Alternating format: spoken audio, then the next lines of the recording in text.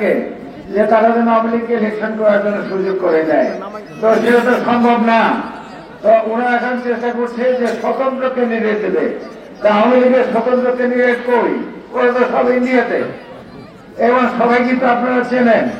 ওরা যদি এখন ওই লঙ্গি বদলাইয়া প্যান্ট পরে বা প্যান্ট বদলাইয়া লঙ্গি পরে এই দেশে আসে স্বতন্ত্র নির্বাচন করার জন্য, জনগণ কি রাস্তায় তাদেরকে ছেড়ে দেবে? তো সে গুলেও বাণী। এখন তারা চাচ্ছে জাতীয় পার্টি, ওটা ভেঙে 3 ভাগ হয়ে গেছে। তো জিএম কাদের যে গ্রুপ, ওদের বেলা 30-35টা আসন আছে, বাকি 30 আসনের ওই সব জায়গায় আওয়ামী লীগের লোকজন তাদের নির্বাচন করাবে। তো সেজন্য আমরা শুনেছি যে ওনারা আওয়ামী লীগ নাকি জাতীয় পার্টিকে, জিএম কাদের পার্টিকে বহু টাকা পয়সা দিয়েছে। তো আওয়ামী লীগের টাকা তো আমাদের টাকা, তো জিএম কাদেরকে সেই টাকা দিয়েছে। আরো দাও, যত খুশি দাও, কিন্তু জিএম কাদের কেন তার দাদাও ইলেকশন করাইতে পারবে না। এই দেশে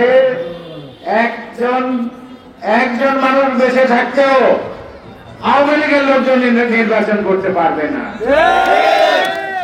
পৃথিবীর ইতিহাসে একটা ঘটনা আছে যেখানে সরকার পতন হওয়ার পরে কথা জানতে পেরেছি। আমাদের একটাই কথা, আমাদের সকল নেতা কর্মীদেরকে যারা বাইরে আছে, যারা সবাই আছে হলো, আপনারাও এই আফতার চৌধুরীকে আপনারা সবাই ঐক্যবদ্ধ হয়ে সকল ভেদাভেদ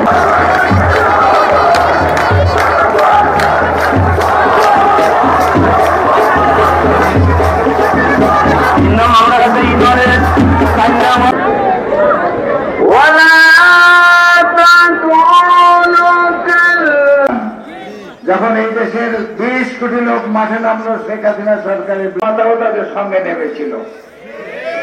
তা দেখে তাদের শিক্ষক শিক্ষয়িত্রী কিন্তু সন্দেহ। এখন বোঝেন কি অবস্থা। মসজিদে ইমাম সাহেবদের জন্য বলা হয়তো কি বলে মনোজাত